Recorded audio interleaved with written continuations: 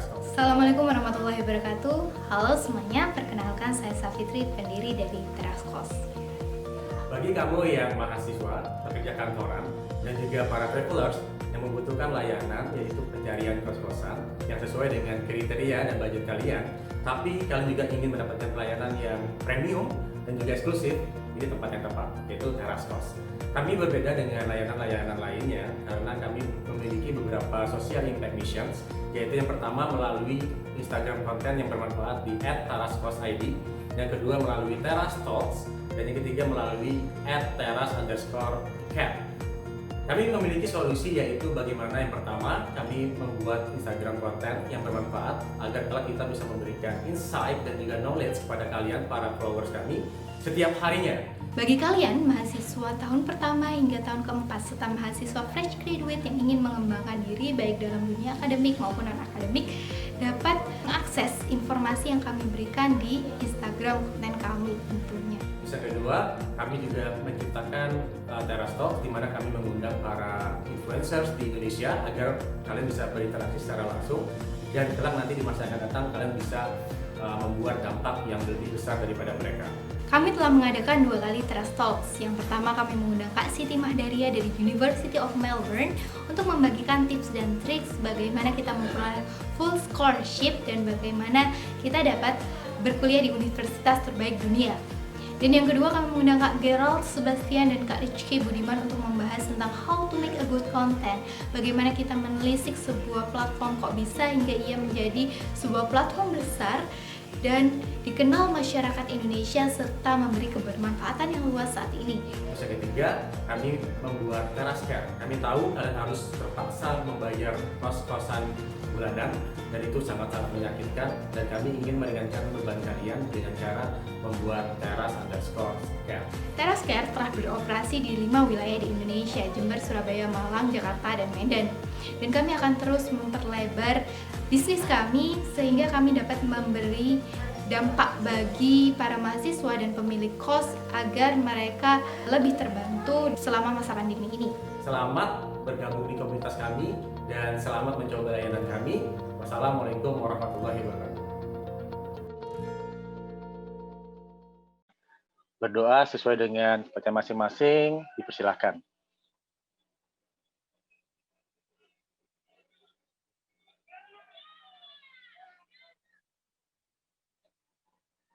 Selesai. Oke teman-teman semua, untuk di awal sesi ini saya ingin memperkenalkan diri dulu. Nama saya M. Rahmat Setiawan, biasa dipanggil Rahmat. Saya di sini sebagai founder dari Terascos.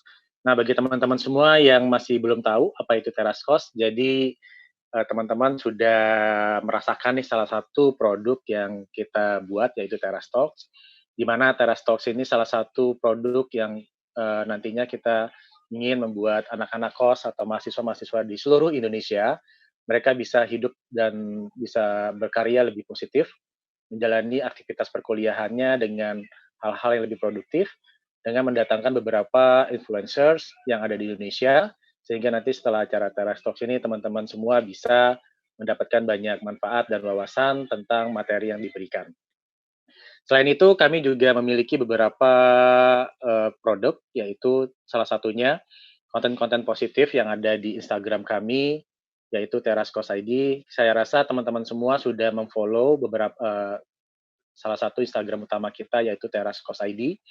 Dan di Terascos ID ini teman-teman nanti bisa membaca beberapa artikel-artikel yang bermanfaat dan inspiratif, dan tentunya semuanya sangat relevan dengan apa yang kalian hadapi di kehidupan sehari-hari sebagai mahasiswa, sebagai siswa, dan sebagai pekerjaan apapun yang membutuhkan konten-konten yang positif.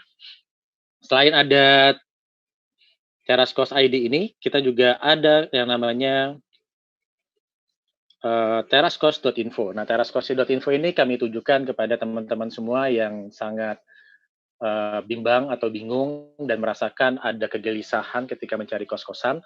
Dan di Terascos ID ini kita sudah beroperasi di kota Jember, dan di sini teman-teman bisa lihat ada katalog-katalog dari produk Terascos, yaitu kos-kosan. Dan di sini tentunya kos-kosan yang kita offering kepada teman-teman semua sangat berbeda kualitasnya daripada teman-teman harus mencari kos-kosan secara manual datang ke kos-kosan secara manual dan bertanya, terus meng-compare. Tentunya kos-kosan yang kita hadirkan di sini adalah kos-kosan yang benar-benar terstandarisasi, berkualitas tinggi, dan ada after sales service di mana teman-teman bisa mendapatkan banyak sekali manfaat dengan harga yang terjangkau. Di sini teman-teman bisa lihat testimoninya banyak sekali dan untuk saat ini kita baru beroperasi di kota Jember. Insya Allah nanti jika teman-teman semua sangat membutuhkan layanan kos-kosan yang seperti ini dengan harga yang terjangkau tapi dengan standarisasi dan kualitas yang sangat lengkap dan mumpuni, nanti teman-teman juga bisa request kepada tim dari Terascos dan kita nanti coba carikan untuk di lokasi teman-teman semua. Nah, selain itu kita juga ada produk berikutnya, yaitu kita ada TerasCare. Nah, TerasCare ini kita ingin menjawab kegelisahan teman-teman ketika pandemi. Jadi teman-teman semua yang harus kuliah online dan harus pulang ke kampung dan ke kotanya masing-masing, tentunya teman-teman akan diberatkan dengan membayar kos-kosan di tempat teman-teman semua berkuliah. Nah, untuk itu kita membuat TerasCare di daerah Malang, Surabaya, Jakarta, dan Medan, di mana teman-teman itu tinggal menitipkan barang kos-kosan teman-teman di tempat kuliah teman-teman tersebut, sehingga teman-teman tidak perlu lagi bayar kos-kosan, dan barang-barang kos itu bisa dititipkan kepada kami dengan harga yang 10 kali lebih murah daripada harus bayar kos-kosan. Nah, ini ada salah satu produk kita juga, dan tentunya yang terakhir produk yang kita buat adalah Terastalks. Terastalks ini intinya kita ingin menciptakan sebuah social impact missions. Kita ingin membuat dampak sosial kepada seluruh anak-anak kos di seluruh Indonesia agar nanti kelak setelah acara ini berakhir, di setiap sesinya, teman-teman yang bergabung di acara Terastalks bisa terinspirasi dari para influencers dan speakers yang kami undang di acara ini. Salah satunya dulu di Terastalks yang pertama, kita mengundang Kak Siti Madaria. Beliau dulu alumni beasiswa Australian Award Scholarships dan beliau sudah lulus kuliah S2-nya di University of Melbourne. Nah, di acara itu dia sharing tentang bagaimana kita bisa mendapatkan beasiswa Australian Award Scholarship dan tentunya itu bisa diakses secara gratis. Nah, bagi teman-teman yang ketinggalan pada acara tersebut, nanti teman-teman bisa akses YouTube kita di Terascos Indonesia dan nanti teman-teman bisa tonton videonya tentang tips dan trik bagaimana kita bisa tembus beasiswa tentunya khususnya di Australian Award Scholarships. Terus yang kedua kita juga mendatangkan salah satu co-founder dari Kokbisa, Mas Gerald Sebastian. Di sini kita mendatangkan beliau untuk sharing tentang bagaimana kita bisa belajar menjadi seorang content creator. Jadi di acara ini kita belajar dari Mas Gerald Sebastian bagaimana dia membangun Kokbisa sampai akhirnya saat ini Kokbisa bisa mendapatkan subscribers lebih dari 2 juta subscribers dan juga tentunya banyak sekali penikmat konten dari Kokbisa sampai pada hari ini. Terus yang di Terastalks yang ketiga kita lebih membahas tentang quarter life crisis dan tentunya kita menghadirkan beberapa psikolog dan kita waktu itu dihadiri lebih dari 60 peserta dan mereka bisa curhat langsung kepada psikolog tentang kehidupannya dan juga tentang topik quarter life crisis. Dan terakhir, kami mendatangkan Immanuel Deo Selelahi. Beliau ini adalah salah satu Mapres ITB dan dia memiliki banyak sekali prestasi-prestasi di nasional maupun di internasional dan kita banyak berdiskusi tentang ikigai atau tentang bagaimana kita bisa menemukan ikigai kita sehingga kita bisa menjalani aktivitas-aktivitas kita sesuai dengan passion dan tentunya bisa memberikan banyak manfaat untuk orang-orang di sekitar kita. Nah, hari ini topik kita tentang how to improve your public speaking skills from an outstanding speakers. Nanti kita akan kehadiran Mas Aris Hendrik sebagai narasumber kita. Tentunya nanti setelah ini acara ini akan dipandu oleh moderator kita yaitu Mas Husno Prasetyo. Nah, bagi teman-teman semua yang hadir pada detik ini, teman-teman boleh penuhin segala chat yang ada di Zoom ini. Untuk permulaan mungkin boleh teman-teman semua ngechat tentang domisili teman-teman semua, misalnya teman-teman ada yang dari Jember, dari Jakarta, atau dari mana, atau bisa disebutkan juga kampusnya. Terus tolong di chat di situ nanti biar teman-teman dari Teraskos itu bisa ngelihat ternyata teman-teman yang datang di acara ini ternyata tersebar di beberapa kota di seluruh Indonesia. Oke, tanpa panjang lebar lagi, saya ingin menyerahkan acara intinya kepada Mas Husnul Prasetyo sebagai moderator Teras Talks yang kelima. Kepada Mas Husnul Prasetyo, waktu dan tempat kami persilahkan. Oke, terima kasih Mas Rahmat atas penyampaian mengenai Teraskos awal gitu. Terima kasih banyak. Kita kenalan dulu gitu ya. Nama saya Husnul Prasetyo. Saya akan memandu teman-teman gitu ya. Memandu teman-teman hari ini untuk ngobrol sama Haris Hendrik gitu ya. Kalau tadi ada Mawapres ITB, kita ada Mawapres dari UGM gitu teman-teman ya. Nah, kita hari ini akan ngobrol mengenai how to improve your public speaking skill from an outstanding speaker gitu ya. Jadi tentang public speaking. Nah, namun sebelumnya kita harus ketahui dulu gitu ya, siapa pembicara kita pada kali ini gitu ya. Pembicara kita kali ini adalah Haris Hendrik gitu ya. Kalau teman-teman lihat di LinkedIn-nya gitu ya, LinkedIn-nya itu ada 72 awarding gitu ya. Penghargaan ya. Ada finalis ASEAN Korea Debate Champion gitu. Ada banyak sekali pokoknya ya.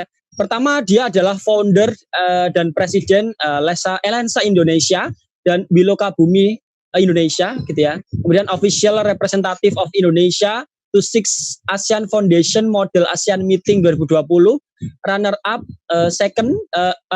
runner up kedua mahasiswa berprestasi UGM, dan kemudian runner up Duta Bahasa Sumatera ke tahun 2020, Young Leader for Indonesia YLI gitu ya, with 12M Kinsey & Co. Ini banyak sekali penghargaannya. Excel Future Leader Award batch 8 gitu ya. Honorable Mention in United Nations Framework Convention on Climate Change. Ya, ini banyak sekali kalau kita lihat prestasinya sangat luar biasa gitu ya. Organisasinya ada 9 organisasi yang pernah diikuti. Bahasanya yang dikuasai banyak juga, bahasa Indonesia, Inggris, Jepang, Jerman gitu ya. Banyak banget pokoknya. Kita langsung saja ngobrol sama Haris Hendrik gitu ya. Bagaimana sih tips and trick gitu ya public speaking gitu ya, karena Haris memang sangat-sangat concern gitu di dalamnya. Ya, kita sambut Haris Hendrik untuk bicara mengenai public speaking. Silahkan. Oke, baik. Halo, assalamualaikum teman-teman. Suaraku kedengaran Mas Pras? Kedengeran banget Haris. Oke, aman ya berarti. Oke, baik. Sebelumnya aku ngucapin terima kasih banyak udah diperkenalkan sama Mas Prasetyo juga. Terima kasih kepada Teraskos udah ngundang aku untuk bisa sharing tentang gimana caranya untuk bisa dapetin public speaking yang bagus. Oke, aku izin share screen sebentar ya. Boleh silahkan. Panitia share screen. PPT aku udah kelihatan belum? Bentar. Udah. Silahkan. Oke, baik. Oke, materi kita very simple aja sih sebenarnya tentang how to conquer public speaking. Sebelum kita masuk ke materi tentang gimana sih cara kita bisa punya public speaking yang bagus, gimana cara kita bisa untuk bisa dapetin ketika orang kita bicara di depan publik, orang langsung dapat tuh spotlight-nya ketika kita bicara. Nanti kita akan bahas lebih lanjut tentang how to conquer public speaking itself. Nah, yang ini historical background aku sedikit, teman-teman sekalian. Jadi aku merupakan mahasiswa Universitas Gadjah Mada. Aku pernah ini beberapa company juga, beberapa organisasi dan beberapa beasiswa yang aku dapatkan. Jadi kita skip aja. So, kita akan bahas tentang 3 topik that we will discuss today. Apa sih sebenarnya yang akan kita bahas tentang public speaking ini sendiri?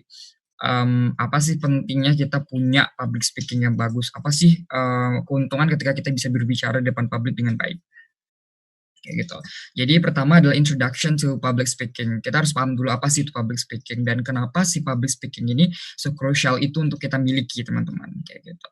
Terus yang kedua adalah tips and tricks untuk bisa ngebangun public speaking kalian yang bagus. Dan terakhir aku mau ngasih satu teori tentang public speaking yang namanya elevator pitching. Nanti teman-teman akan aku sharing tentang itu, so make sure nanti bisa dipahami. Oke, jadi ini 3 topik yang akan kita diskusikan pada malam hari ini. Yang pertama adalah what is public speaking. Sebenarnya ketika kita bicara tentang public speaking, kita bicara tentang gimana kita ketika kita berbicara depan orang, kita bisa dapatin spotlight dari orang-orang tersebut. Ketika kita bicara tentang public speaking, gimana sih caranya ketika kita berbicara kita tuh ada meaningnya. Not just only ngomong, tapi ada makna ketika kita berbicara. That is a public speaking. Public speaking ini to influence other, untuk nge-influence banyak orang untuk bisa paham sama kreativitas kita, paham dengan idea yang mau kita bawain. That is a public speaking. So basically, public speaking itu bicara tentang the power of you. Oke, jadi kalau misalnya kita teman-teman lagi presentasi ada PPT, terus teman-teman kebanyakan dari kita ketika kita misalnya ada PPT, kita baca PPT itu teman-teman. Kita baca PPT di belakang. Kita baca sampai dari awal sampai akhir, dan kita bacain ke audiens. Itu bukan public speaking, tapi itu menceritakan. Artinya di sini itu adalah membacakan apa yang teman-teman tulis dalam PPT teman-teman sekalian, dan itu sangat-sangat tidak sopan ketika teman-teman nanti nerapin di dunia kerja, misalnya di company, final project dan lain sebagainya. So jadi bukan masalah the power presentation-nya itu, bukan PowerPoint-nya tadi, but the power you. Jadi misalnya pun seandainya PPT-nya hilang atau PPT-nya ada masalah, it's not a big deal, karena kalian udah paham apa di luar kepala apa yang mau kalian presentasikan. So that is public speaking itu, the power of you. Jadi semua dimulai dari kamu. Gimana kamu bisa ngasih pandangan kamu, gimana kamu bisa sharing ideas kamu, gimana kamu bisa ngasih masukan ke orang lain melalui public speaking tadi, kayak gitu. Jadi kita bicara tentang the power of you, not the PowerPoint, kayak gitu. Jadi public speaking itu gimana kekuatan kamu bisa influence banyak orang, dan jadi sharing ideas dan exchanges ideas tadi, kayak gitu. So sebenarnya ada 4 sih sebenarnya masalah public speaking. Yang pertama adalah ability to tell the story. Jadi ketika kita bicara tentang public speaking, kita bicara tentang kemampuan kita untuk menceritakan sesuatu hal, kemampuan kita untuk menceritakan kembali suatu hal, kemampuan kita untuk menggambarkan atau menarasikan suatu hal. Itu yang disebut dengan public speaking. Yang kedua adalah ability to persuade. Artinya adalah kemampuan untuk mempengaruhi orang lain. Jadi ketika kita bicara tentang public speaking, kita bicara tentang kemampuan kita untuk bisa mempengaruhi lawan bicara kita. Kemampuan kita untuk mempengaruhi audiens kita. Kayak aku sekarang, aku bicara tentang how to be an outstanding speaker. So, aku di sini mempelajari ability to persuade. Aku bicara tentang bagaimana aku mempengaruhi teman-teman supaya menganggap bahwa public speaking ini sebenarnya sebuah skill yang wajib harus dimiliki setiap orang, kayak gitu.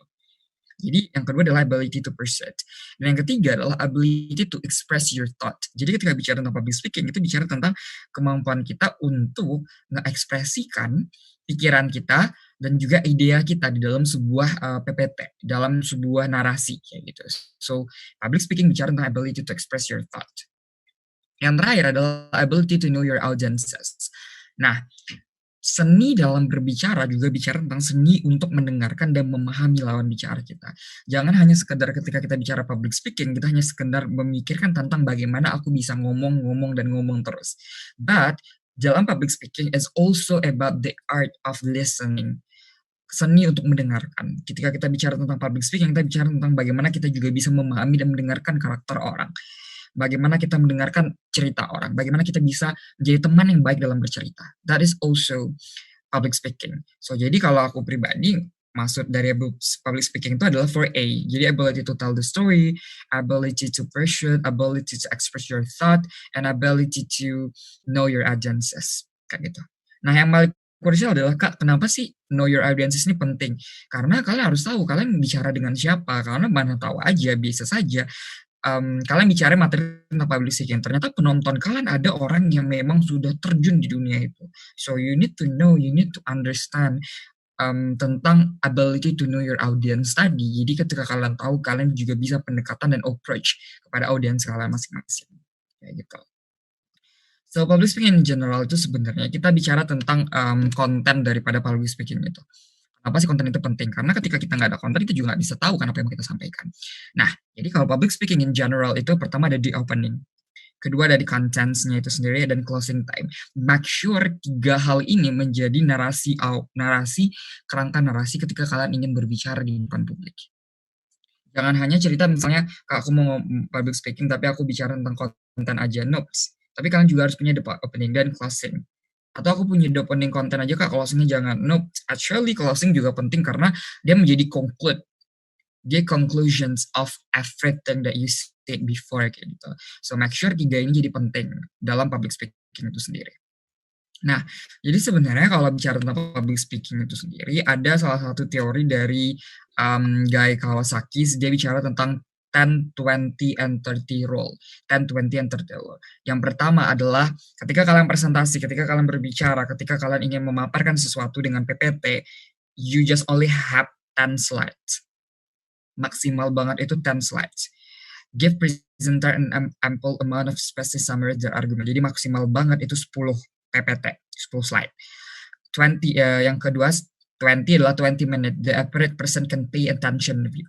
Jadi ketika bicara tentang public speaking, jangan sampai ketika public speaking kita tuh nggak directed apa yang mau kita sampaikan. Gitu. Directed apa yang mau kita pahami. Jadi maksimalkan 20 menit mentok-mentok aku udah selesai materi yang mau aku sampaikan. Nah yang terakhir 30-nya adalah font size-nya. Ukuran font size-nya minimal 30 deh. Font size-nya. It requires you to find the most salient points and to know how to expand them well. Jadi Guy Kawasaki ini pakai teori 10, 20, and 30 rule. Kayak gitu. Dalam public speaking, khususnya dalam presentasi. Terus, how to deliver public speaking itu, pertama, figure out what your audience wants. Temukan dulu, petakan dulu apa sih sebenarnya yang diinginkan sama audiens gue misalnya. Oh ternyata audiens gue mau bicara tentang public speaking, tapi nggak bicara tentang yang ini, tapi public speaking dalam ranah akademik. Oh atau public speaking dalam ranah lomba. Jadi kita harus tahu, kita harus pintar untuk menentuin apa sih sebenarnya yang audiens kita inginkan. Kayak gitu. Terus yang kedua adalah have just one goal for your presentation or your speech or your narasi. Your explanation. Kalian hanya punya satu goals atau satu tujuan. Misalnya aku bicara tentang how to deliver public speaking. Yang akan aku ceritain adalah gimana caranya supaya orang bisa public speaking setelah presentasi ini berlangsung. Goals utamanya. Jadi ketika kalian presentasi, jangan sampai kalian punya 2 atau 3 atau bahkan 5 goals dalam presentasi kalian. It's gonna be very sangat susah untuk teman-teman kita memahami apa sih sebenarnya yang dimaksud oleh audience kayak gitu. So make sure have just one goal for your presentation. Terus, tell the stories. Jadi kalau bicara public speaking, kita bicara tentang storytelling. Tadi yang aku bilang, ability to tell the story. Jadi bicara tentang deliver public speaking, kita bicara tell the stories-nya. Jadi ingat dulu, aku presentasi, aku sharing presentasi aku sedikit, public speaking kayak ini. Aku pernah presentasi di Sydney University. Pada saat itu, aku bawain paper tentang salah satu pendekatan tentang rural participatory untuk ketahanan pangan dan perubahan iklim kayak gitu. Nah, 5 besar paper terbaik disuruh presentasi di depan dewan juri pada saat itu. Dan alhamdulillah aku masuk bersama delegasi dari Filipina, Australia, Malaysia, India, satu lagi aku lupa, pokoknya di 5 besar. Nah, pada saat itu aku presentasi, orang itu presentasi seperti ini. Banyak orang yang presentasi seperti ini. Assalamualaikum warahmatullahi wabarakatuh, Dewan Juri yang saya hormati pada kesempatan kali ini. Atau bahasa Inggris. Very good afternoon to everybody. My name is Saris Sandrik and I would like to present to you about my paper with the title bla bla bla. Banyak banget mostly orang presentasi kayak gitu. Tapi sebenarnya 30 detik pertama itu benar-benar nge-set up apakah kamu benar-benar the unique one dari presentasi. Biasakan memulai presentasi itu dengan 3 cara. Tell the stories tadi ya, ada 3 cara. Yang pertama, bukalah dengan data dulu. Yang kedua, bukalah presentasi dengan cerita atau narasi atau pengalaman kamu. Dan yang ketiga, bukalah dengan sebuah pertanyaan yang membuat audiens berpikir kembali. Contoh misalnya, aku mau bahas tentang perubahan iklim misalnya. Aku bakalan buka seperti ini. Dewan juri yang terhormat, bisa kita bayangkan jikalau seandainya 20-30 tahun ke depan perubahan iklim ini tidak dapat diatasi, maka bumi ini akan hilang dan menjadi kenangan Dewan juri yang terhormat. The question is coming up. What should we do? How we can solve the problems? Ladies and gentlemen, very good afternoon. I'm Harry Sandrik. Jadi ada alur, aku bawain narasi dulu. Atau misalnya cerita tentang ini. Pengalaman aku, misalnya cerita tentang ini partisipasi pemberdayaan masyarakat. Aku buka dengan kalimat seperti ini. Dan juri yang terhormat, saya teringat 2018 saya mengunjungi salah satu rural area di daerah Yogyakarta. Dan saya melihat bahwasannya terjadinya ketidaksetaraan pendidikan yang terjadi di sana. Pertanyaan saya kemudian ke Dewan Juri yang terhormat. Sebagai mahasiswa, saya bisa apa? Baru Assalamualaikum warahmatullahi wabarakatuh. Selamat pagi, Dewan Juri yang saya hormati. Pada kesempatan kali ini, untuk menjawab pertanyaan saya di awal, saya akan membawakan sebuah paper atau presentasi berjudul. So it's gonna be very different. Instead of kalian cuma bilang, halo assalamualaikum warahmatullahi wabarakatuh, selamat pagi Dewan Juri yang saya hormati. Pada kesempatan kali ini saya ingin mengucapkan terima kasih kepada yang bla-bla yang terhormat ini segala macam. Saya ingin membawakan paper saya yang berjudul. So it's not different. Karena kalian bisa bayangin, ketika kalian presentasi kompetisi, there are a lot of people yang akan presentasi hal yang sama dan you speak with the same way. You're not different at all. That is tell the stories yang aku bilang tadi, how to deliver public speaking. Terus mind your opening and closing. Ini tadi relate sama yang terakhir. Yang closing tadi bisa dijawab dengan, kalian tadi buka dengan pertanyaan kan di awal. Kalian bisa closingnya dengan menjawab pertanyaan tadi. Seperti itu. Jadi aku rasa ini sih sebenarnya how to deliver a public speaking itu. Ya, ada beberapa catatan ketika kita bicara public speaking, ada beberapa yang harus dihindari. Yang pertama, singular words. Apa sih itu singular words, Kak? Singular words itu seperti ini. Banyak orang yang berbicara public speaking seperti ini. Dan juri yang saya hormati, saya ingin bercerita. Jadi ada kayak kalimat segala macamnya. Itu singular words. So, make sure untuk menghilangkan singular words itu, karena itu sangat-sangat ganggu kalau kalian lagi ngomong di depan. Kayak gitu. Dan juga ketika misalnya mind your body language ya, ketika public speaking itu. Tapi disesuaikan dengan tempatnya ya. Kalau misalnya bicaranya dengan ranah kompetisi, itu biasanya kalau misalnya teman-teman ingin mainkan tangan, usahakan cuma satu tangan atau dua tangan, tapi nggak terlalu lebay. Too much hand gesture. Kalau misalnya mau menunjuk, gunakan dengan 4 jari tangan ini instead of is. It's really impolite. Ini nggak sopan, tapi kayak gini.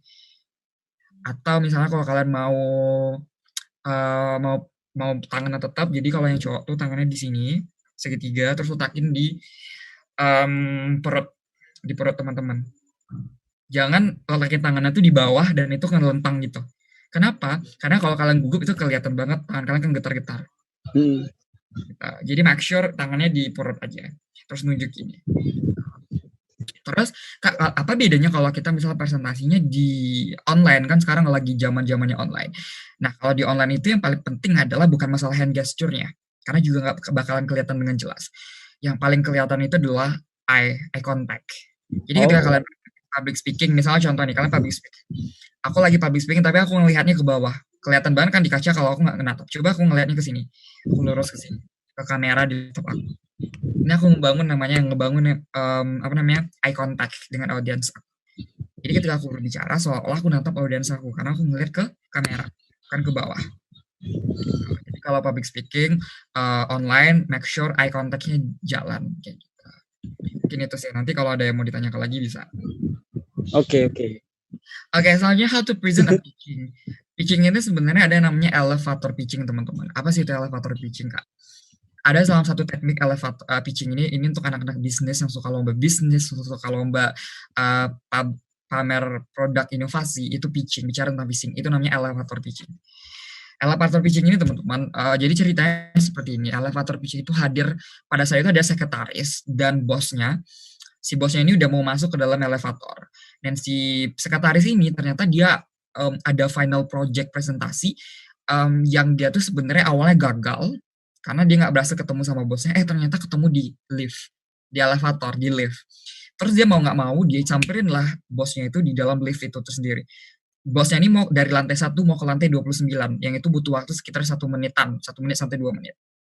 Nah, sama dalam elevator itu, di dalam lift itu, dia berbicara kepada bosnya, dia presentasi tentang project dia. Dalam waktu dari lantai 1 ke lantai 29. Ternyata karena kemampuan public speaking dan presentasinya yang bagus, akhirnya project-nya tembus. Dan dia berhasil. Nah, itu yang dinamakan elevator pitching. Gimana kita nge-pitching, ibarat kita lagi di dalam elevator, dan kita mau ke lantai 29 yang cuma punya waktu 2 menit untuk presentasi di depan orang. That is elevator atau elevator pitching. Kayak gitu. Jadi, elevator pitching itu sederhana tentang apa yang mau kalian ceritakan, apa yang mau kalian tawarkan, apa permasalahan yang ingin kalian selesaikan, dan apa visi besar kalian, cita-cita besar kalian dengan produk kalian itu apa, dengan ide kalian itu apa. Itu elevator pitching.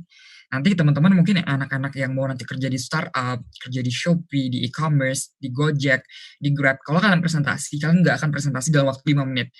Kalian nggak akan presentasi dalam waktu 10 menit, enggak. Kalian presentasi 2 menit, 1 atau 2 menit untuk project kalian. Karena mereka pakai elevator pitching. Karena waktu itu semahal itu di dalam dunia startup. Kenapa sih aku bisa tahu? Karena aku sekarang lagi kerjain project bareng sama Euroka, global company juga, dan kita belajar tentang elevator pitching itu. Keren. Dan ini tuh sebenarnya efektif dan powerful elevator pitching ini. Teman-teman bayangin misalnya kayak, "Hi, I'm sorry Jordan and I'm communication consultant in the non-profit sector." Dia perkenalan dulu, terus dia bawain apa yang mau dia tawarkan, apa yang menjadi keunggulan produk dia, dan apa cita-cita besar dia kemudian hari. That is elevator pitching. Kak, bisa nggak sih elevator pitching ini dipakai kalau kita misalnya interview beasiswa misalnya? Kan kalau beasiswa ada interview juga dan kita butuh kemampuan public speaking. Tentu sangat bisa, karena kalian pasti pernah daftar beasiswa dan kalian sering banget ditanya tentang tell me more about yourself, ceritakan tentang diri kalian. Gitu. Banyak dari kita yang ceritain diri kita seperti ini. Halo, assalamualaikum warahmatullahi wabarakatuh. Selamat malam, Bapak. Perkenalkan nama saya Haris Hendrik. Saya biasa dipanggil Hari. Saya mahasiswa di semester 7 di fakultas ini, Universitas Gadjah Mada. Saya merupakan anak pertama dari 5 saudara. Saya memiliki hobi di ini. Saya aktif organisasi ini. Pasti kebanyakan polanya seperti itu. Kalau ceritain tell me more about yourself. Padahal sebenarnya kalau kalian di posisi HRD atau di posisi orang yang interview, mereka nggak butuh informasi itu karena itu udah ada di CV kalian dan mereka udah bisa baca. What you wanna tell to them is apa yang menjadi passion kalian, kontribusi kalian, dan your experience. 3 ini, contoh misalnya, aku lagi interview beasiswa misalnya. Aku bakalan cerita seperti ini. Halo, selamat pagi. Perkenalkan nama saya Haris Hendrik. Kecintaan saya pada dunia pendidikan, Pak, mengantarkan saya pada beberapa proyek di bidang pendidikan. Saya mendirikan yayasan sosial saya bergerak di bidang pendidikan yang bernama Lensa Pendidikan Indonesia yang alhamdulillah sudah ada di 22 kota di Indonesia. Saya aktif di bidang kegiatan sosial, saya juga aktif dalam bidang kompetisi, Pak, di mana saya ikut beberapa kompetisi di bidang model United Nations, public presentation skill, dan debat. Nah, juga selain itu untuk menunjang kemampuan skill saya, Pak, saya aktif dalam organisasi. Dan organisasi ini yang membantu saya untuk bisa bertemu dengan banyak orang. Ketika Bapak memilih saya menjadi salah satu penerima beasiswa ini, saya tidak bisa menjanjikan apa-apa. Tetapi yang bisa saya tawarkan adalah kemampuan yang saya dapatkan dan pengalaman yang saya dapatkan selama ini. Sekian dan terima kasih. Udah cukup. Dari sana langsung ada ada pertanyaan, ada question coming up. Kayak gitu. Oh iya, gini. Apa yang aku ceritakan tadi sebenarnya tidak terlalu detail di dalam sebuah CV. Kayak gitu. Kalau kita cerita jurusan saya ini, Pak, saya keluarga anak pertama dari 5 bersaudara, that is actually udah ada di dalam CV kalian. You don't need to tell to the interviewer again. Kayak gitu sih sebenarnya.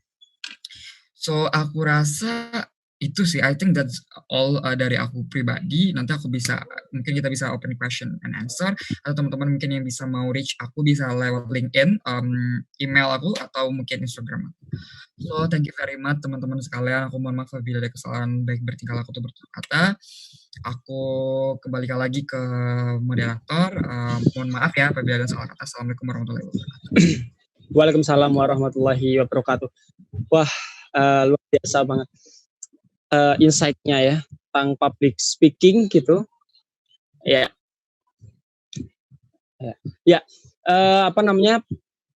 Bagi yang bertanya silahkan, mungkin ada yang bertanya gitu sama Haris Hendrik gitu.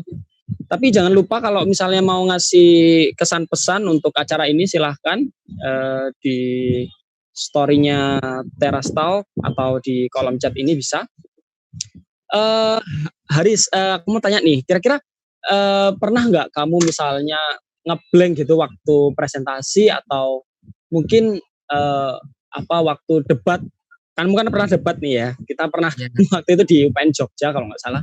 Nah itu kira-kira pernah nggak sih, Riz, dan apa kira-kira antisipasimu untuk menenangkan hal itu gitu, untuk bisa kamu kelihatan nggak blank kayak gitu? Mungkin pernah nggak sih, Riz? Oke, baik. Makasih Mas A pertanyaannya. Tadi aku mau nanya dulu deh.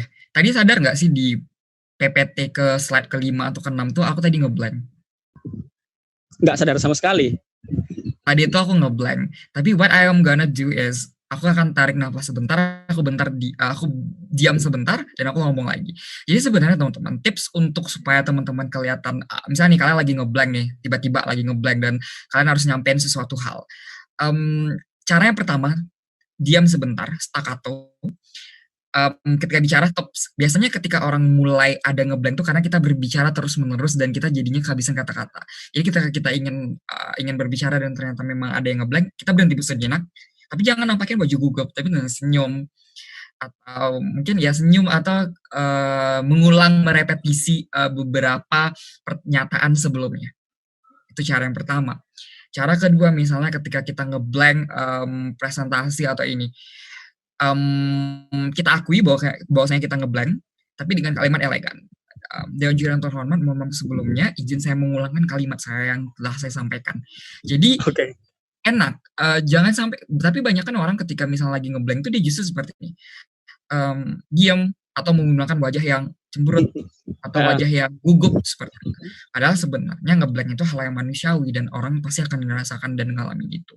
Tapi gimana kita menghadapinya itu yang pertama bisa diam sebentar, ulang lagi repetisi pernyataan di awal tapi nggak usah semuanya, atau mengakui bahwa kita ngeblank tapi dengan kalimat-kalimat yang tidak justru halus gitu ya. menjatuhkan, tidak justru menjatuhkan nilai kita tadi, value yang kita bangun. Oke, siap. Tantangan apa sih Riz terbesar ketika misalnya kamu conference atau debat atau lagi kompetisi duta gitu? Apa tantangan besar kamu biasanya gitu? Tantangan terbesarnya adalah jugglingnya dari satu bentuk kompetisi ke bentuk yang lain. Karena public speaking itu beda-beda teman-teman. Kalau misalnya kita public speaking dalam debat, itu cenderung ngomongnya cepat, tegas, lugas, keras, cepat deh kayak nge-rap debat biasanya.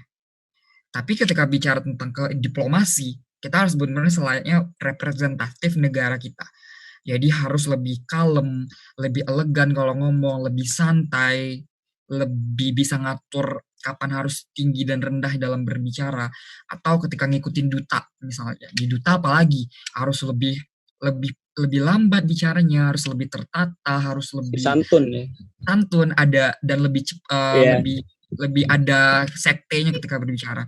Itu sih sebenarnya. Jadi aku ketika ikut duta itu pada saat itu aku pernah dikomentari sama dewan juri, kamu terlalu berbicara, kamu terlalu cepat, atau kamu terlalu diplomatis sekali berbicaranya, atau kamu bicaranya terlalu cepat. Karena kan maksudnya aku debater ya. Jadi debater kan justru ngomongnya agak cepat-cepat ya.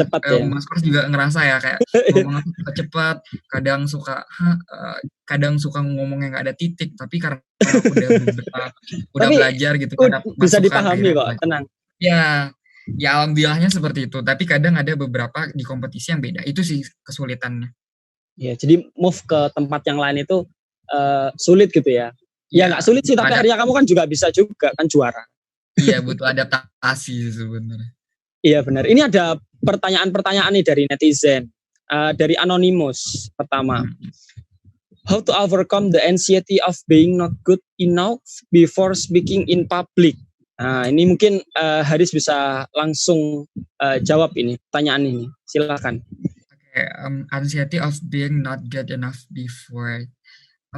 Gini teman-teman, setiap berbicara di depan publik kita akan dihadapi namanya social pressure, karena ketika kita berbicara di depan publik kita akan menempatkan diri kita sebagai pihak yang lebih tahu masalah sesuatu hal dibanding audiens kita. So anxiety of being not good enough itu adalah perasaan yang normal ketika kita berbicara di depan publik. Karena kita punya ekspektasi, kita punya target untuk bisa menyampaikan suatu materi. Justru ketika kita nggak punya perasaan ini, menjadi permasalahan. Artinya kita menganggap bahwa kita sudah lebih baik, kita sudah bagus, dan lain sebagainya. So, untuk nge-overcome the anxiety of being not good enough ini, yang pertama rasakan aja itu. Yang kedua, karena kalian udah ngerasain masalah itu, kalian cari solusinya. Solusinya apa? Oh, aku ngerasa aku belum pede nih dengan tampilan aku yang seperti ini. Oh, aku ngerasa aku belum pede dengan kemampuan public speaking ini. Oke, aku akan latihan sama si A. Oh, aku akan latihan sama si B. Oh, aku akan latihan untuk H-1 sebelum aku ngomong di depan publik. Jadi ada solusinya. Seperti itu. Jadi, the anxiety of being not good enough itu sebenarnya normal dan manusiawi. Gimana kita nge-tackle-nya? Ya, kita ngasih solusi dia. Ya. Kita bisa belajar untuk persiapan ke depannya, belajar untuk persiapan untuk public speaking sebelum tampil seperti itu. Dan Oke. setelah tampil untuk tetap menjaga perasaan kita, selalu apresiasi apa yang telah kamu lakukan, even misalnya kalian ngerasa penampilan kalian tuh kurang maksimal. Just appreciate yourself. Kenapa penting mengapresiasi diri kamu ketika apapun hasil nanti baik atau buruk, kalian harus menghargai perjuangan kalian. Berbicara di depan publik itu nggak mudah, teman-teman. Nggak semua orang mau melakukannya itu. Dan ketika kita melakukannya, tandanya kita punya kemampuan itu, hanya saja belum dilatih dengan baik. Hanya saja butuh jam terbang yang lebih lagi. Jangan kira ketika aku yang bisa ngomong sekarang ini melalui proses yang sangat panjang. Aku ingat banget ketika dulu tahun 2018 aku diangkat jadi ketua OSIS SMP, 2013 diangkat jadi ketua OSIS SMP, aku disuruh ngomong pertama kali di depan publik dan it was really bad. It was really bad performance karena aku ngomong getar-getar dan I will like itu penampilan terburuk aku ketika aku bicara. Tapi akhirnya lambat kelamaan dari kesalahan-kesalahan yang ada tadi ngebupuk aku untuk belajar dari kesalahan itu dan I can be who and what I am today. Itu sih sebenarnya. Cuma semoga menjawab ya pertanyaan. Siap. Ini ada yang raise hand. Kita Roma Irawan gitu. Silakan Roma, mungkin langsung bicara aja di sini, langsung tanya ke Mas Haris. Assalamualaikum warahmatullahi wabarakatuh. Waalaikumsalam warahmatullahi wabarakatuh. Ya, mau tanya kepada Mas Haris. Gimana caranya seperti Mas Haris itu menguasai banyak bidang ya tadi seperti public speaking, debat, terus bahasa 4 bahasa sekali, ya banyak sekali gimana caranya itu? Ya itu aja Kak, terima kasih. Oke. Caranya, aku akan jawab. Caranya. Sebenarnya untuk bahasa sih aku yang fasih banget sih bahasa Inggris sama Indonesia. Untuk Jerman, Jepang benar-benar basic banget. Jadi nanti takutnya salah persepsi ya teman-teman. Minggu luruskan aja. Oke, untuk keahlian sampai detik ini teman-teman. Kalian harus punya sifat haus akan ilmu. Kalian harus punya sifat haus akan semua pembelajaran. Dan setiap orang dibentuk menjadi seorang guru bagi orang lain. Dan setiap orang juga dibentuk murid bagi orang yang lain. So make sure kalian tuh harus punya jiwa itu dulu. Kalian harus punya jiwa untuk haus akan ilmu. Karena gini, di zaman sekarang ketika kita bisa menguasai banyak keahlian itu akan jadi nilai plus kita. Nah, caranya untuk bisa sampai ke sana kita belajar. Misalnya aku anak debat, aku basicnya sebenarnya dari SMA adalah debater, English debate. Tapi aku di kuliah beralih ke Indonesian debate. Aku juga ikut model United Nations, aku ikut ini. Ya udah kita just ikutin aja apa yang kita sukai, apa yang jadi what we are passionate about. Tapi perlu teman-teman ingat, kalian harus tahu self limit kalian sampai mana. Gitu. Jangan sampai misalnya harus kok banyak banget ikut ini terus kalian jadikan itu menjadi tolak ukur kalian. Padahal kita semua tahu kita punya self limit. Mungkin kalian self limit kalian lebih dari apa yang aku bisa capai sekarang. Kayak gitu. Jadi sesuaikan sama diri kita. So that's why aku jangan sampai pertanyaan ini di kemudian hari menjadi sebuah bahan pembanding yang akan ngejatuhkan self value kita tadi, yang buat kita malah jadi lebih insecure kayak gitu. Jadi ketika misalnya Roma tanya ke Haris sampai sekarang ini, kenapa kok bisa gitu? Aku belajar dari pengalaman aku belajar dari senior aku sharing ilmu dengan mereka, aku belajar dengan mereka, aku belajar dari mereka karena aku adalah tipe orang yang aku usahakan ilmu yang aku ingin dapatkan kayak gitu.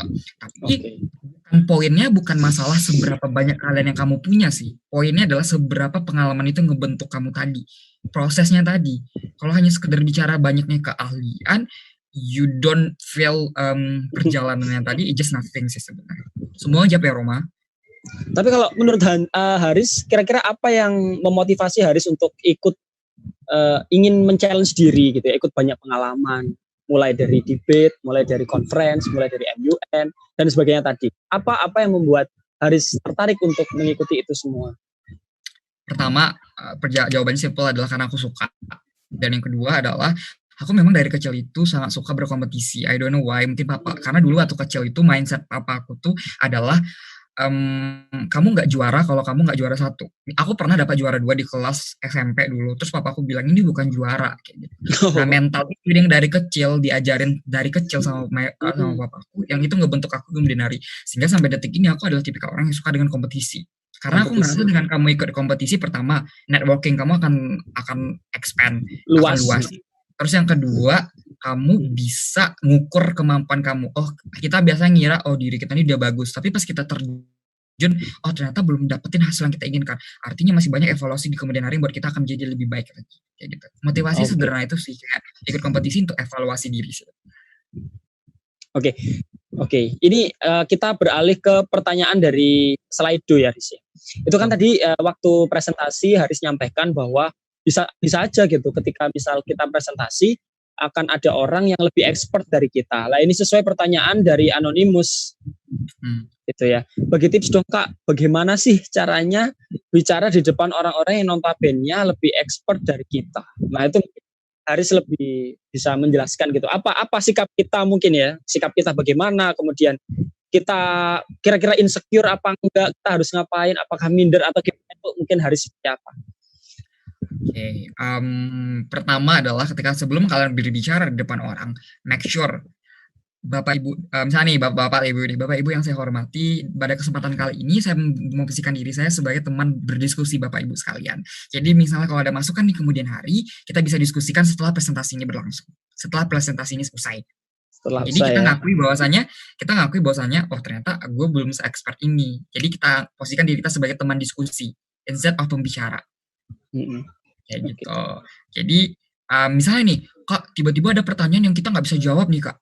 Ya udah, yang pertama adalah lempar pertanyaan itu ke audiens. Baik sebelum saya menjawab, bisakah audiens ini ada yang bisa menjawab pertanyaan itu? Karena aku pernah dulu waktu ngisi di UNY, Universitas Negeri Yogyakarta, aku dapat pertanyaan pada saat itu yang aku nggak bisa jawab pada saat itu. Terus aku, baik terima kasih pertanyaannya menarik, ada yang bisa bantu untuk menjawab sebelum kita bisa berdiskusi untuk menghidupkan suasana kita. Jadi ada cara. Kita nggak ngakui bahwa diri kita sok tahu, tapi kita berusaha untuk nutupin supaya kita tuh kelihatannya masih paham dengan ini. Karena kalau misalnya kelihatannya kita nggak paham sama materi kita, kasihan yang ngundang kita juga. Iya benar. Benar nggak sih, orang yang ngundang kita bakalan kecewa ternyata pembicara kita gini. Jadi ya itu sih, itu tuh kayak self management dalam panggung sih, kayak gitu, di atas panggung. Gitu. Ya semoga menjawab ya. Oke, siap. Ini ada pertanyaan dari yang angkat tangan, Gio ini. Ini ramai banget ini, teman-teman. Yang bertanya bisa ke Slido juga, bisa angkat tangan juga, silahkan. Mumpung waktunya juga masih ada kayak gitu. Silahkan Gio. Halo, assalamualaikum Kak Haris. Waalaikumsalam warahmatullahi wabarakatuh. Ya, Kak, saya mau bertanya nih ke Kak Haris. Ketika Kak Haris sedang menyampaikan materi nih, kalau terjadi saat penyampaian materi itu berlangsung, habis itu kakak itu kayak saat menyampaikan itu ada kalimat yang salah. Nah, cara menyikapi hal seperti itu menurut Kak Haris sendiri itu gimana supaya materi yang disampaikan oleh Kak Haris itu tetap berlangsung dengan sesuai arahnya dan juga bisa mempengaruhi para audiens yang hadir tadi. Kalimat yang salah. Langsung saja, Haris. Kalimat yang salah sih menurut aku pribadi ya nggak masalah. Maksudnya kalimat yang salahnya itu dalam artian kayak gimana? Mungkin salah ngucap ya atau salah milih diksi. Ya pertama misalnya, mohon maaf saya ulangin kembali pernyataan saya. Atau yang kedua adalah misalnya ketika kita salah dan ternyata audiensnya nggak sadar bahwa kita salah, ya udah dilanjutin aja gitu loh.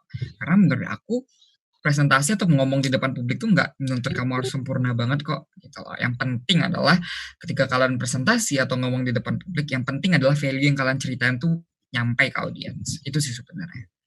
Jadi masalah kayak salah kalimat sedikit atau salah kata sedikit, ya itu nggak masalah, manusiawi ya, semua manusia juga ya gitu sih. Jadi dalam public speaking itu it does not push you to be perfect, but actually it's all about how you value your presentation to the audiences.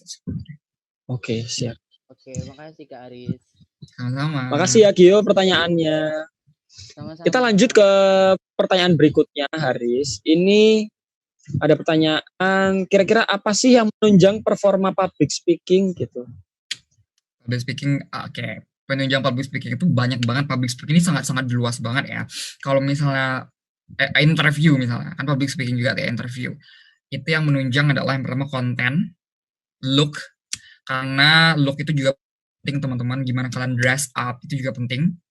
Kalau untuk speech, misalnya speech presentation tuh sama konten dan konten sama dress juga penting. Jadi sebenarnya nunjang itu tuh sebenarnya dari konten, dress, dan how you bring your personality into your presentation.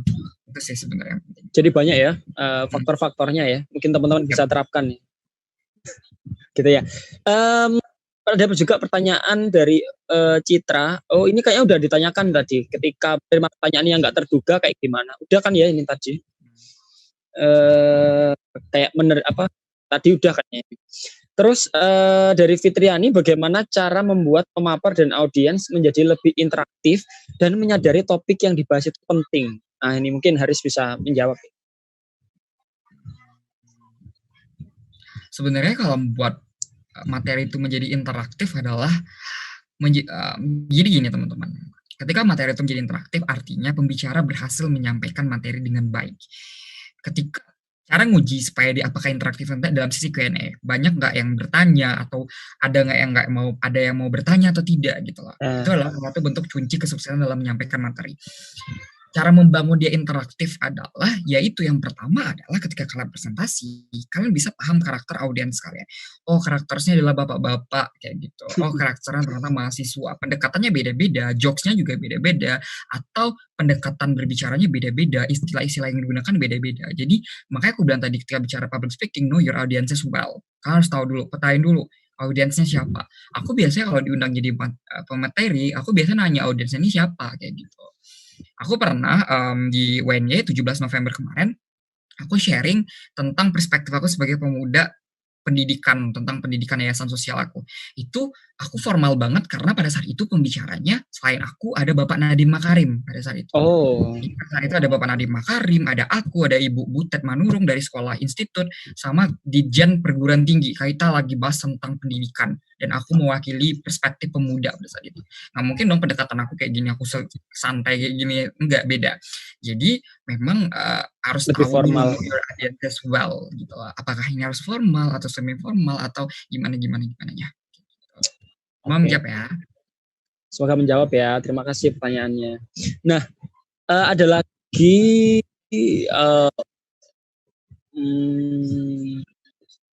ketika menerima perkataan. Udah bawa. Oh, ini nih ada pertanyaan. What you have received till now, pasti ada big motivation behind it. So what is your apa yang penting gitu? What I have received up to today is I can be better than I was before sih sebenarnya. So big motivation behind achievement aku, pengalaman aku, I would say itu orang tua aku sih, karena they know my worth, they know gimana ups and down aku. So yeah. Dan aku rasa it's really important to have your motivation ya, karena ketika kalian punya motivasi, you know what you wanna do gitu loh, you know what you looking up to gitu.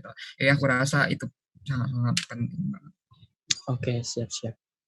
Oke, ini ada Gangsar Bima, ini mau angkat tangan, langsung aja Gangsar Bima.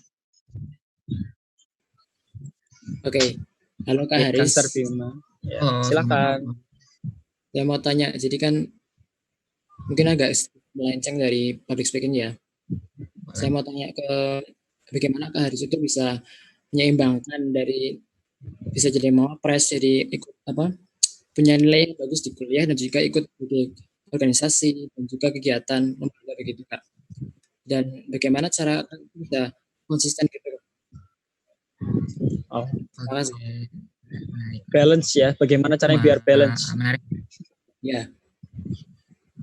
Cara aku ngebalance antara akademik dengan kehidupan prestasi aku ya, achievements non akademik aku.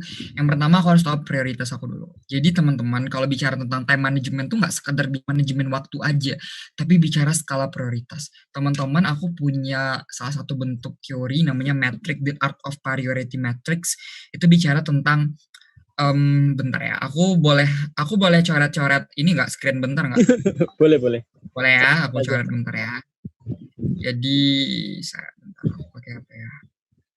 Misalnya, jadi itu kita bayangin misalnya nih kita lagi diagram Cartesius. Jadi dalam diagram Cartesius itu yang pertama ada quick win. Belum ya? Quick win misalnya. Kelihatan ya? Nih aku gambarin di sini. Terus aku buat lagi satu lagi. Kok hilang ya? Gak jelas ya. Yaudah gini. Teman-teman bayangin. Kalian tahu diagram Cartesius nggak sih? Tahu ya, diagram Cartesius ada X sama Y yang ke atas. Jadi X, Y itu kita bagi jadi 4 kuadran. Ada kuadran 1, ada kuadran 2, ada kuadran 3, sama kuadran 4. Kuadran, dari 0 sampai ke kanan, itu butuh effort yang luar biasa. Semakin dia ke kanan, effortnya akan semakin besar, usahanya akan semakin besar. Semakin ke atas, impact-nya, dampaknya, baik ke diri kita, ke orang lain, itu semakin tinggi pula. Nah, jadi kalau misalnya effortnya kecil, dampaknya besar, itu namanya quick win. Itu di kuadran 1. Quick win. Effortnya besar, dampaknya juga besar, itu big project. Itu di kuadran kedua. Jadi kuadran kanan dan kiri. Di bawahnya effortnya kecil, impact-nya juga kecil. Gitu.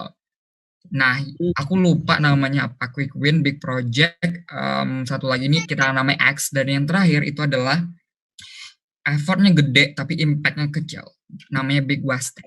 Nah, aku biasanya, misalnya aku akan nge-list down dulu kegiatan aku dalam sebulan ini apa, oh ngisi pembicara ini, oh ini effortnya kecil tapi impact-nya besar, aku masukin ke quick win. Oh nge-hangout sama teman-teman aku, ini kayaknya big wasted dulu deh karena effortnya ini kayak gitu. Jadi kita bisa metain, oh ternyata skala prioritas satu aku di kuadran 1 aku ini. Oh ternyata yang harus aku singkirkan dulu adalah kuadran 4 aku, kayak gitu. Jadi teman-teman bisa banget untuk pakai skala prioritas itu kalian nentuin kegiatan kalian, dan itu yang selalu aku pakai karena itu penting banget sih untuk mengetahui, karena kalian tahu kita tuh mahasiswa punya kehidupan yang sangat-sangat very multitasking ya, kita banyak banget tugas, kita banyak banget kegiatan, tapi gimana kita ngebalance-nya, kita nentuin skala prioritas mana yang akan kamu dahulukan dulu, mana yang akan kamu prioritasin dulu. Itu tergantung dari teman-teman sekalian.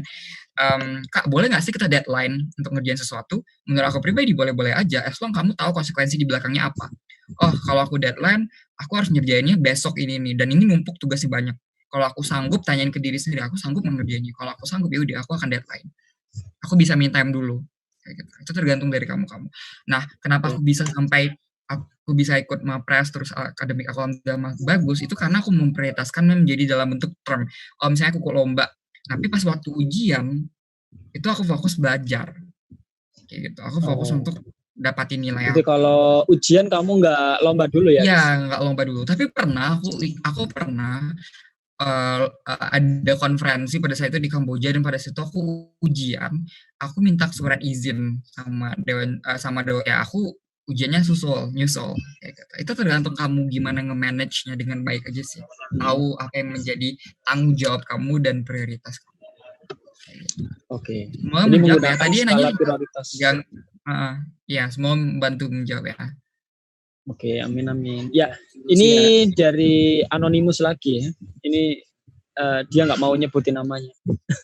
Izin melanjutkan pertanyaan. Kalau posisi tidak bisa melempar pertanyaan ke audiens dan udah buntu, bagaimana tips ngadepinnya, Riz? Kayak gitu. Kalau kita buntu nih, kita benar-benar nggak tahu jawabnya gimana. Kalau dalam bentuk ranahnya kompetisi, mau nggak mau kalian harus ngejawab teman-teman. Tapi kamu jawabnya seperti ini. Baik Bapak Ibu yang saya hormati, izin menjawab berdasarkan perspektif saya. Semoga nanti bisa akan ada input di kemudian hari atau setelah presentasi ini. Itu kalau kompetisi. Tapi kalau misalnya kita jadi pembicara misalnya, oke, saya akan tahan jawab pertanyaan dari kamu, nanti saya akan langsung hubungi kamu untuk menjawab pertanyaannya. Kayak gitu. Juga bisa. Atau saya akan nitipin jawaban saya ke panitia, nanti yang akan panitia sampaikan ke kamu.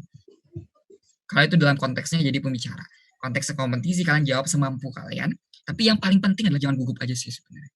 Jangan ngerasa kalau kita nggak tahu. Kita senyum, kita ini, lain sebagainya. Itu sih mungkin tipsnya. Siap-siap. Ada yang tanya lagi teman-teman sama Haris gitu ya.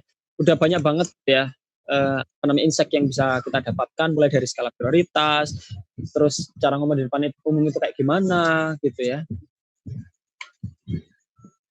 Oke. Teman-teman di sini saya ingetin sekali lagi kalau misalnya mau ngasih kesan pesan bisa melalui story IG teman-teman gitu ya. Kemudian nge-add Teraskos gitu ya, Teraskos. Masya Allah menginspirasi sekali, bikin semangat tingkat tinggi, mantap. Terima kasih banyak Kak, membantu banget buat stay produktif gitu ya. Kalau mau produktif nanti ini tanya-tanya ke Mas Haris saja ini. Prestasinya luar biasa banyak, organisasinya juga banyak, bagi waktu oke sekali. Apakah nanti PPT-nya di-share? Ya. Apakah PPT-nya di-share? Ini aku kurang tahu juga ya. Lanjut. Menginspirasi banget sumpah. Oke. Ya. Ada yang tanya lagi mungkin dari teman-teman yang bisa ditanyakan?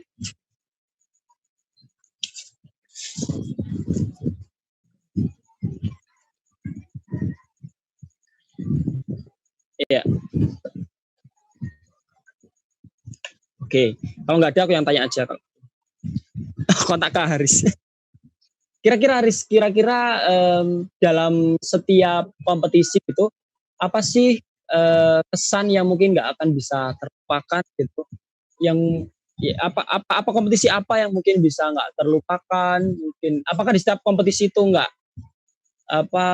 bisa terlupakan semua, atau titik mana yang mungkin buat Haris paling berkesan gitu, dan apa yang membuat mungkin bisa jadi tamparan atau bisa jadi itu buat jadi penyemangat dan sebagainya. Mungkin Haris bisa bercerita gitu tentang itu. Oke.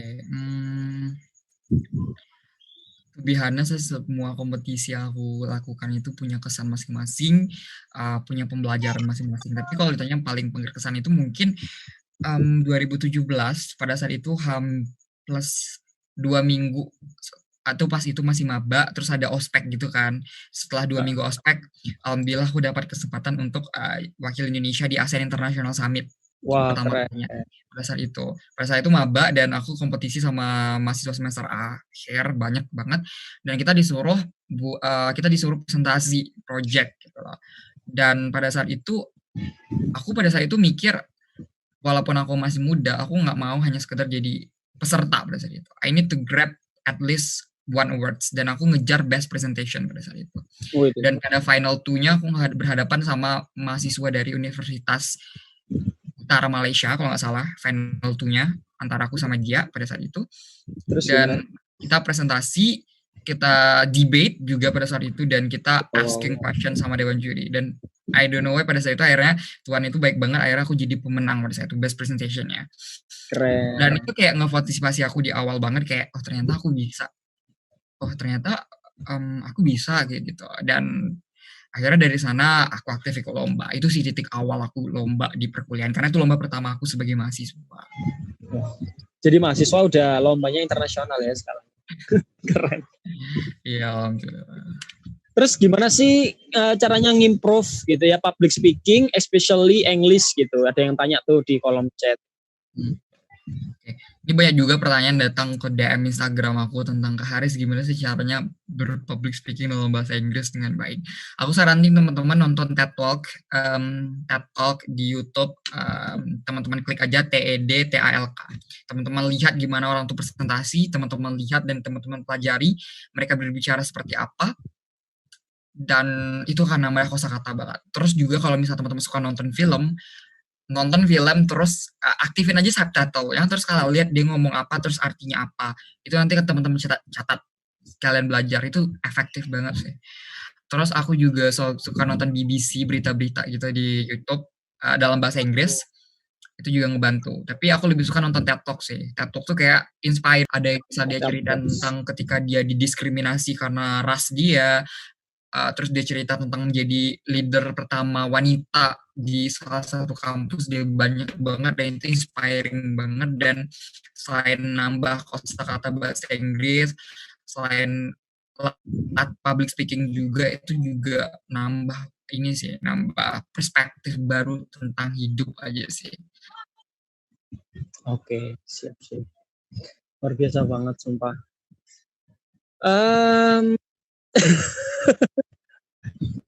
Ini agak nggak penting sih, Kak Haris. Kenapa nama IG-nya Au Haris?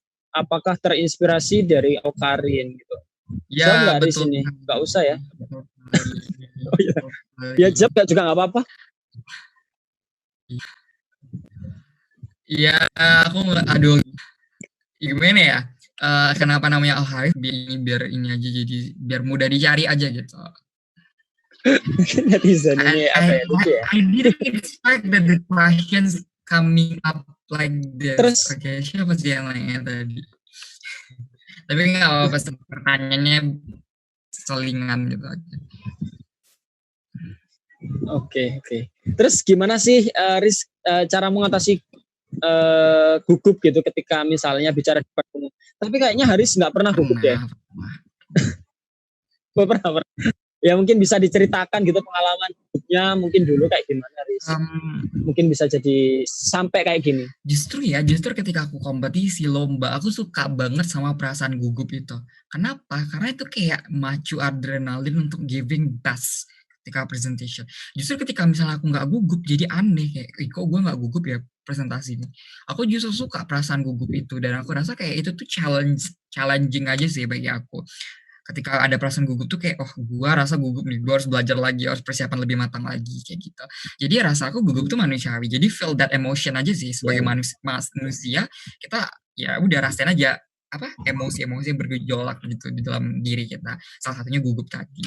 Kayak gitu sih. Untuk ngatasinnya persiapan lebih matang sih pakai, of course, prepare well itu penting banget. Terus juga kalau misalnya gugup itu sebelum tampil take a breath first. Kalau misalnya teman-teman muslim biasanya baca Al-Fatihah, aku setiap tampil tuh selalu baca Al-Fatihah sama 3 qul itu aku baca, dan I don't know why it just like make my feel calm, relax kalau misalnya ditampil. Itu sih. Oke, ya, siap. Orang punya tips beda-beda sih. Tips beda-beda. Nah, ini ada di kolom chat juga, Riz. Ada pertanyaan dari kolom chat gitu ya. Bener nggak sih kalau demam panggung itu bisa dikarenakan faktor keturunan? Iya dah. Ya pertama. Kalau iya, cara mengatasinya bagaimana? Sebenarnya udah disampaikan sih tadi di PPT kalau nggak salah, harus persiapan matang, ada kontennya kayak gimana dan sebagainya. Tapi mungkin bisa disampaikan lagi oleh Haris. Bener nggak ini? Kalau menurut Haris dari keturunan nggak? Ini pertanyaan aku bisa jawab nih. Benar nggak sih kalau demam panggung itu dikarenakan faktor keturunan? Aku nggak tahu ada research bicara tentang itu. Mungkin tadi Temi bacanya dari mana, bisa share ini ya juga, share link beritanya, mungkin jadi pengetahuan juga bagi aku. Artikel ilmiahnya kalau ada ya, Riz ya. Tapi kalau cara mengatasi gugup tadi, faktor demam panggung tadi ya, tadi yang aku ceritain tadi, prepare well, terus nyampein prepare well, pokoknya intinya ketika kita supaya ngilangin demam panggung, yang pertama tarik nafas, yang kedua adalah kuasai apa yang mau kalian bicarakan ke depan. Itu aja sih, you need to know and prepare well. Simple ya. Jadi gitu. Teni Astuti semoga bisa menjawab ya. Terima kasih pertanyaannya. Gansar Bima, ini boleh tahu nggak kenapa pilih kuliah di Fakultas Kehutanan sedangkan minatnya tinggi banget di diplomasi ya? Mungkin karena dia tahu harus di MUN, konferensi paper internasional dan sebagainya itu. Mungkin bisa dijawab, please. Kenapa aku pilih kehutanan? Ceritanya panjang banget. Intinya adalah aku tuh keterima SNPTN di kehutanan. Terlalu pribadi. Sebenarnya aku tuh pinginnya dari SMA tuh pinginnya di jurusan hukum UGM. Tapi pada saat itu sekolah aku belum pernah ada yang ke UGM. Jadi aku SNPTN kayak didaftarin sekolah, udah kamu ngambil jurusan ini aja, kehutanan. Aku ambil, Tapi aku bimbel SBMPTN, sosum, aku belajar gitu kan, les gitu. Ternyata lolos SNMPTN dan itu harus diambil. Kalau nggak diambil kan sekolah aku belum pernah ada yang lolos ke UGM pada saat itu. Jadi aku harus ambil dan bayar lain sebagainya. 1 bulan setelah itu ternyata aku lulus jalur PBUK, kemitraan di hukum UGM, di jurusan hukum UGM. Tapi pada saat itu aku posisinya udah keterima di Fakultas Kehutanan dan sebulan setelah itu aku keterima di hukum UGM. Nggak boleh ngelepas hukum UGM, aku nggak boleh ngelepas kehutanan ini, aku harus ambil. Dan akhirnya aku relakan hukum UGM tersebut. Ternyata pada saat itu semester 4 ada matkul-matkul diplomasi di kehutanan, contohnya kehutanan lingkungan, hukum agraria, kehutanan internasional, yang itu relate banget dan aku sangat passion kan di bidang climate change awareness gitu. Dan aku setiap ikut MUN selalu ambil konsilnya adalah UNEP, United Nations Environment Program, itu yang khusus bagian lingkungan. Itu bantu aku banget sih. Jadi aku rasa relate sih kehutanan dengan diplomasi, khususnya di bagian UNEP tadi kayak gitu. Ya, kita doakan sama-sama Haris bisa jadi Kementerian Kehutanan, Lingkungan dan Kehutanan. Karena fokusnya di situ gitu ya, semoga ya.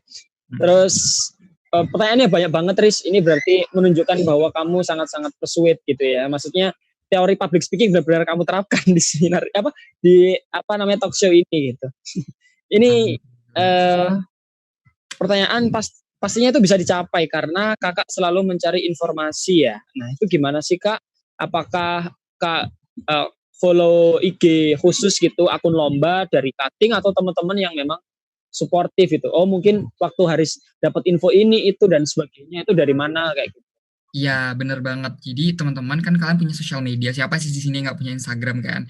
Nah, biasanya teman-teman aku saranin Instagram teman-teman utilize lah dengan baik. Kurang-kurangilah menampilkan foto selfie-nya di Instagram kayak gitu. Instead of itu kalian bisa kayak follow aku lomba. Aku biasa follow aku lomba sih kayak Appsuite,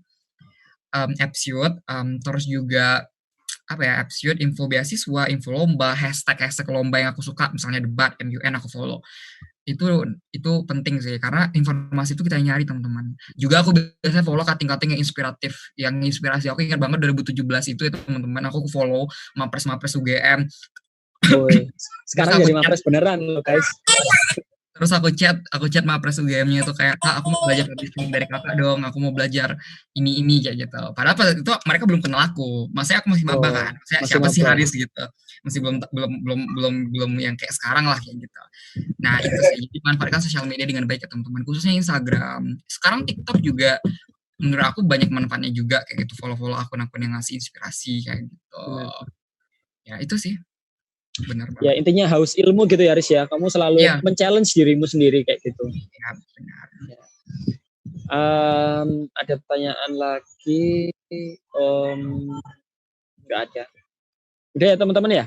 Udah semua ya pertanyaannya semuanya kejawab gitu ya. Kalau belum ada nanti mungkin bisa tanya langsung ke Haris gitu ya, melalui DM gitu ya. Mungkin kalau ada yang lebih lanjut gitu ya. Mungkin ada pertanyaan lebih lanjut apa gitu. Oke. Terus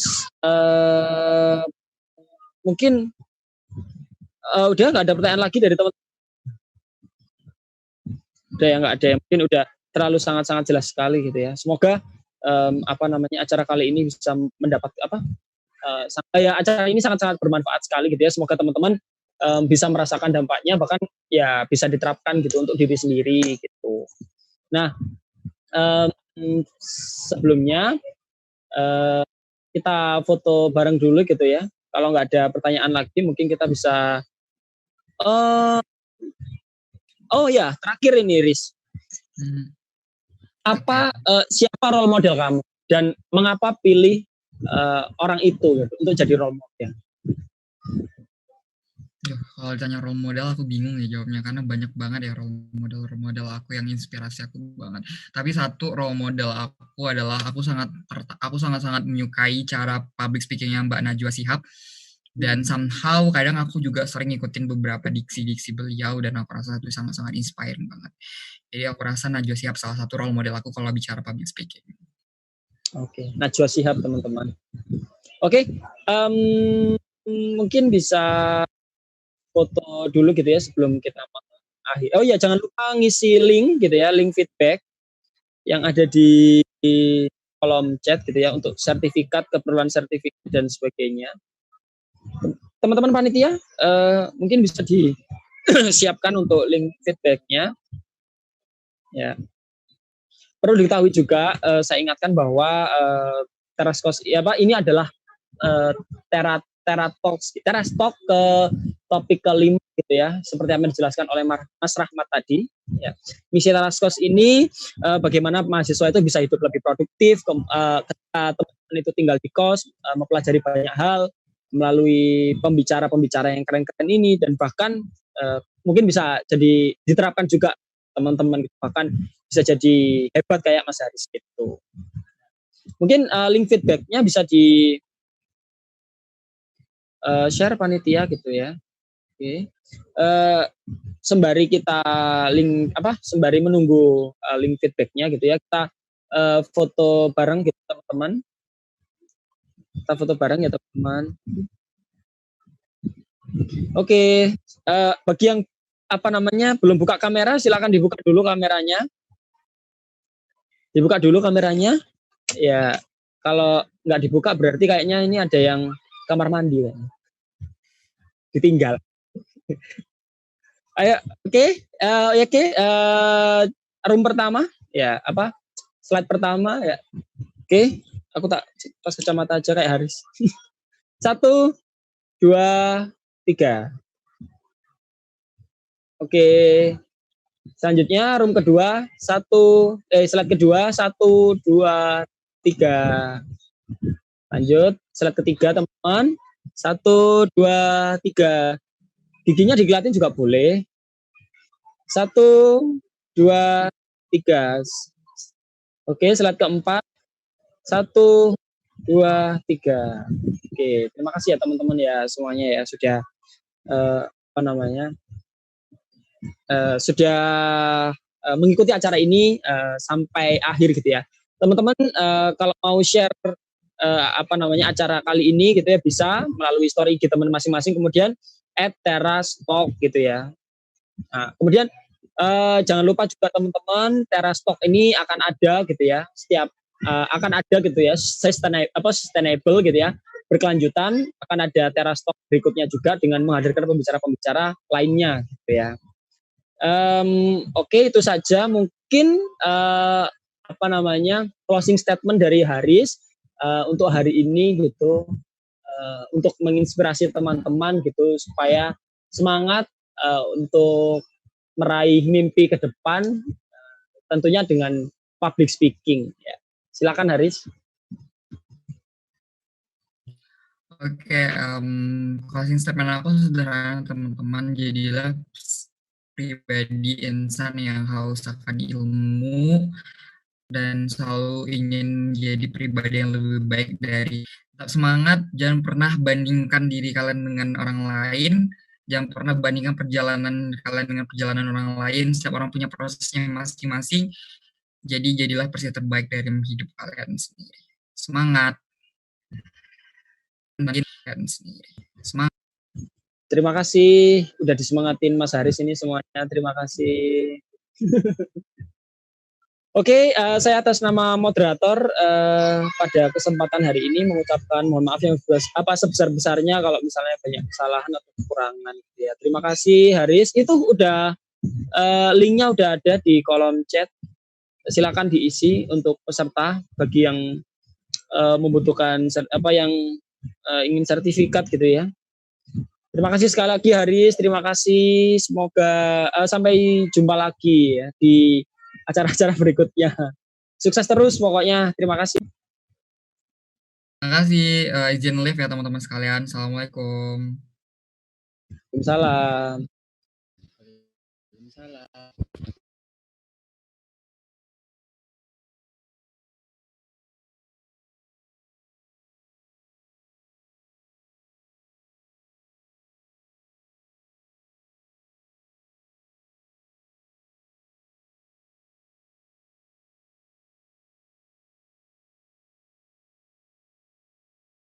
Terastalk, di mana kami mengundang para influencers di Indonesia agar kalian bisa berinteraksi secara langsung, dan kelak nanti di masa yang akan datang kalian bisa membuat dampak yang lebih besar daripada mereka.